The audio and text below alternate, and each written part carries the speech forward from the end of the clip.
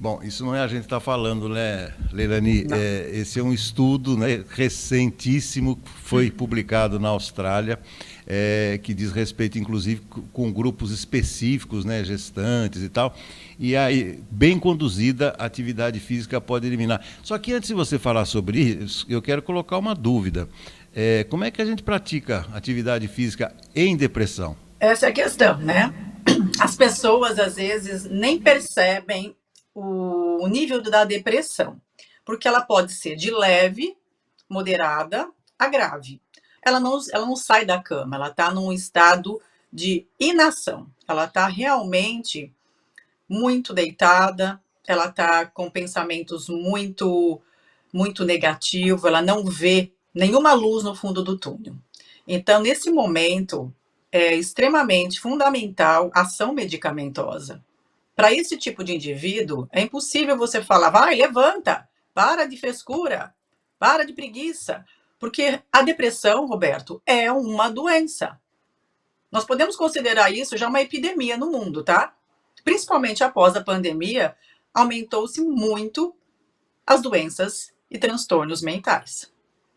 Daqui para frente, nós temos que tomar muito cuidado e nós precisamos, sim, de movimento, de terapia, de psicanálise, para cuidar e saber gerir as nossas emoções. Então, hoje não é frescura. Antigamente falava muito isso. Eu lembro que as pessoas falavam: ah, depressão é frescura, é falta do que fazer. Não, gente, depressão é doença. Agora, se você tem um nível mais leve, talvez passa desapercebido no trabalho, na família, com os amigos, porque você consegue sorrir do lado de fora. Só que por dentro você está ali, ainda numa tristeza. A tristeza não é depressão, é um momento, é uma emoção e ela é muito importante.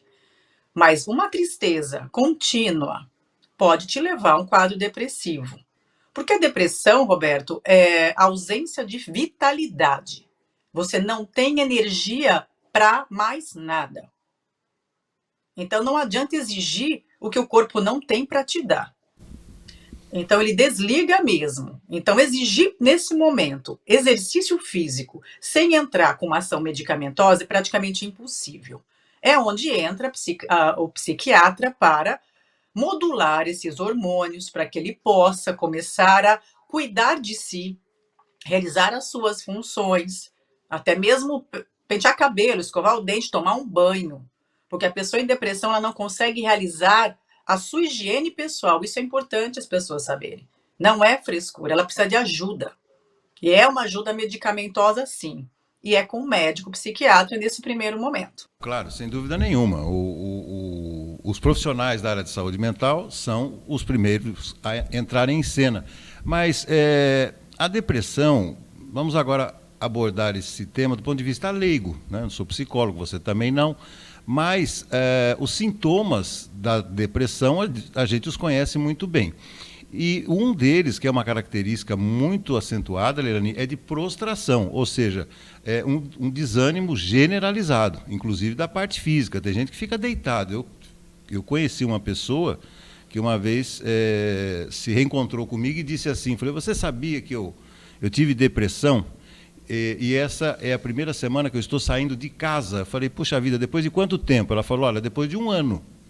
Então, para você ver a gravidade da situação. Por isso que eu insisto nessa pergunta. Ou seja, o profissional de educação física, por exemplo, né, sabendo que está diante de um caso desse, existem mecanismos que podem incentivar, porque quando a gente fala atividade física, dá a impressão que o sujeito vai sair correndo a 8, 9 quilômetros por hora na rua e que aquela endorfina vai preencher o espaço e vai lhe dar alegria que ela proporciona.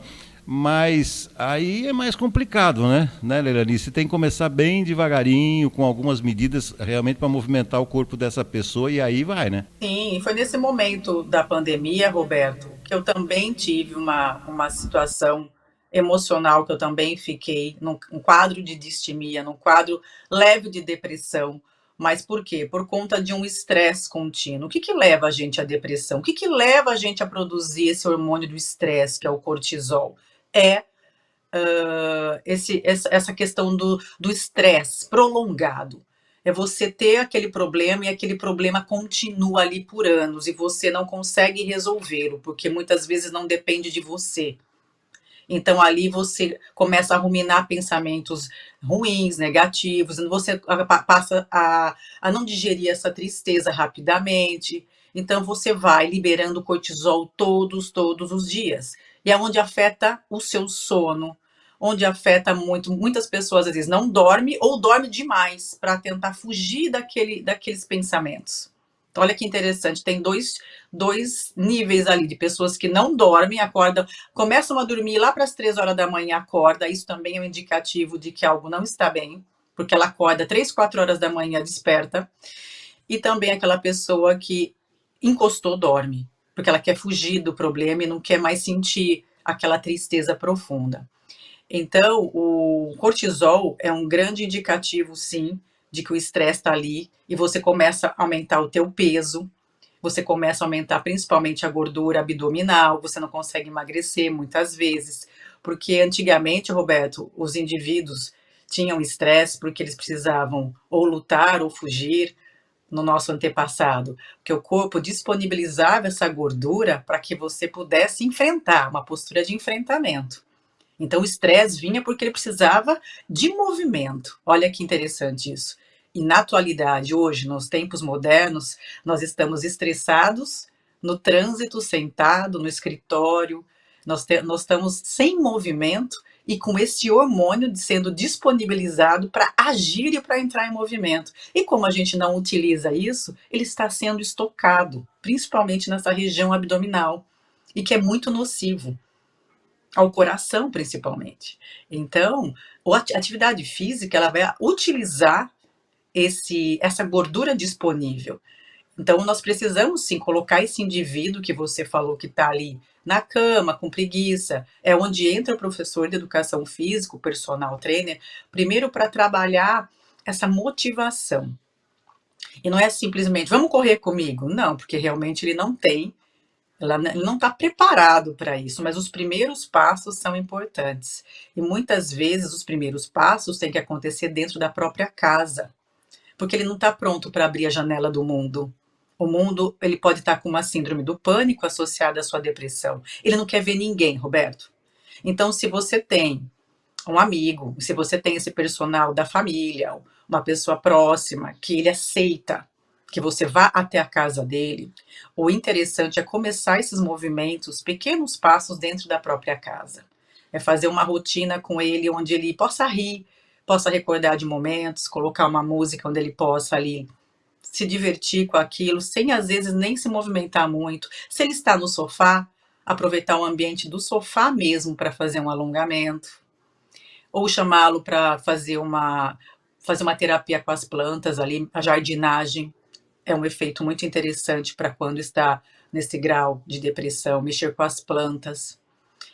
A própria limpeza da própria casa, arrumar algumas coisas, mas é claro que essa pessoa precisa estar ali sendo conduzida por um profissional que entende dessa parte também de comportamento mental. Então, por isso que hoje eu fui buscar pela inteligência emocional sistêmica, eu fui estudar essa parte de comportamento, principalmente porque após a pandemia, quem não adoeceu? Quem não esteve de alguma forma com o medo da morte, com algum pânico? Ainda temos muitas pessoas usando máscaras, Roberto. Eu vou para a rua, eu vejo gente de máscara ainda. E elas não tiraram, elas estão com medo ainda. O nosso inconsciente coletivo está com medo. Então, tem muitas pessoas ainda vivendo sob tensão. Essa hipervigilância constante, esse estresse que não foi digerido ainda. E isso leva ao quadro, por mais leve, mas é depressão. Então, olha quantas coisas a gente tem que estar mais atento, principalmente dentro da família. E às vezes a gente não percebe que tem alguém da família precisando de ajuda. Porque muitas pessoas que são alegres, falantes, elas não conseguem, elas camuflam muito bem, elas colocam as máscaras da sociedade para dizer que está tudo bem, mas não está tudo bem. Por dentro ela está tendo que lidar com as suas sombras, com os seus medos, os seus traumas, e tudo isso, a pandemia foi aonde que disparou esse gatilho. Então, atividade física é fundamental para a vida, para a saúde, principalmente no momento atual que nós estamos vivendo. Só para a gente fechar, uma última observação aqui, né? Os resultados revelaram que todos os tipos de atividade física e exercícios foram benéficos para a saúde mental, incluindo exercícios aeróbicos, como caminhada, treinamento de resistência, pilates e yoga também, Leilani. E no que diz respeito à depressão e à ansiedade, especificamente, exercícios de maior intensidade tiveram maior impacto, assim como atividades com duração mais longa. Então quer dizer que tá valendo tudo aqui, Leilani, isso é muito bom. Pois é, vai dizer a você, qual que é a restrição? Nenhuma, né? Tudo pode. Eu posso nadar, eu posso caminhar, eu posso alongar. O que é importante? Colocar esse corpo em movimento, porque ao passo que ele está em movimento, eu estou ali diluindo esse cortisol. Eu estou ali tirando essa sensação do corpo através dos neurotransmissores do bem-estar, né? Serotonina, endorfina. Então, eu tô ali trabalhando o tempo todo, iluminando essa mente. Eu estou ali, conexões neurais, como se piscasse luzinhas num cérebro que está todo apagado, todo nebuloso, todo tenso. Então, eu estou ali, estou iluminando, levando luz para ele. Como? Oxigenando. Quando eu faço atividade física, eu oxigeno a minha mente. Então, eu tenho possibilidade todo dia de renovar, de respirar. Então, eu preciso respirar, eu preciso trabalhar, Roberto, a respiração dessa pessoa. Porque quando ela está depressiva, observa a linguagem corporal, ela se deprime. A pessoa depressiva, ela deprime o corpo. Ela inclina, ela já tem uma diminuição da sua postura. Ela diminui a sua respiração profunda, ela diminui a sua caixa torácica, as costelas ficam todas mais fechadinhas, eu não tenho essa respiração e esse movimento diafragmático, do músculo diafragmático. Então, eu preciso expandir. Quando eu vou expandindo essa respiração, eu estou expandindo e oxigenando a minha mente. Eu consigo ver o novo. A pessoa em depressão, Roberto, ela não vê o novo, nada tá bom. Ela não tá vendo luz nesse caminho.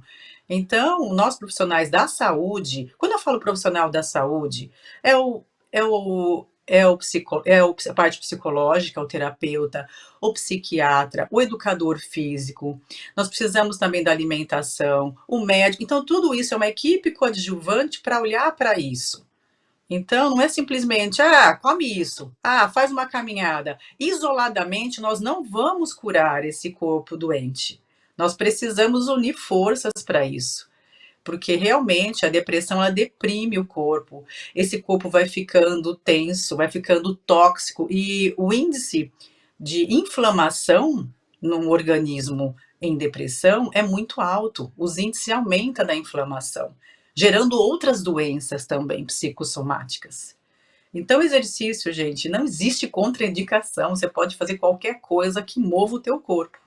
É o que você falou, tá valendo tudo, tá valendo natação, tá valendo caminhada, tá valendo corrida, cada um dentro das suas limitações, dentro da sua idade, dentro da sua disposição e como sempre, né, Leilani, sempre contando com a orientação de um profissional da área de educação física. Isso é fundamental, isso é fundamental. E outra coisa importante, Roberto, como depressão é uma sensação, é uma emoção, é um sentimento, eu tenho que olhar para aquele indivíduo e perguntar, saber um pouco da história dele.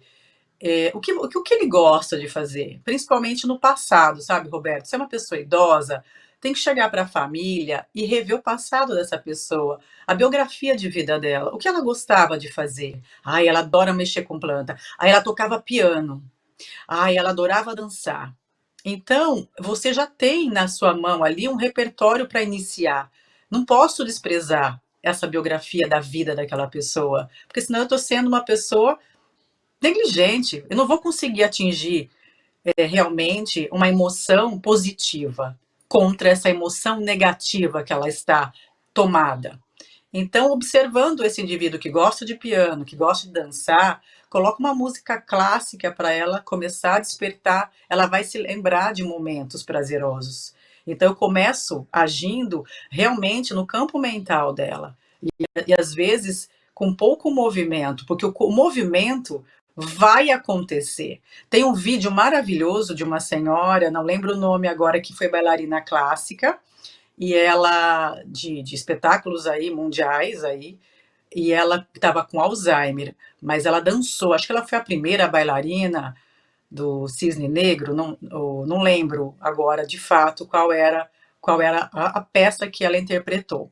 E a hora que ela colocou a dança do cisne lá, a hora que colocou a música para ela, e ela estava com Alzheimer, um processo bem degenerativo já. E a hora que ela ouviu a música, ela não conseguia se movimentar, mas com a mão ela estava fazendo toda a coreografia dela. Daí colocaram o vídeo dela dançando. Ela estava se movimentando. Então, olha só, e ela já estava com um grau de demência muito alto. Então, é mágico o que acontece quando você estimula no ponto certo essas percepções de coisas positivas que estão armazenadas no cérebro. Então, olha como é importante você não desprezar essa biografia da vida desse indivíduo que está num quadro depressivo, porque ele teve momentos positivos e ele tem saudade desse momento. Então, é importante nós, nós profissionais da educação física, enfim, qualquer área, estar atento a isso, a essa individualidade mesmo, biológica e mental do paciente. Você vai fundo mesmo, né? Você vai fundo. Como sempre, você não fica na superficialidade Eu não apenas perco de um uma, né, tema. Roberto? Verdade, verdade. Eu não consigo. Mas eu vou tentando. Você não consegue? Desista! Tá bom, minha cara, tá bom, é isso aí. Vamos orientando as pessoas, esse é o propósito do nosso farol. Elani, muitíssimo obrigado pela participação, até quinta-feira e vamos que vamos. Vamos que vamos. Vamos que vamos. Vamos ver qual vai ser a próxima.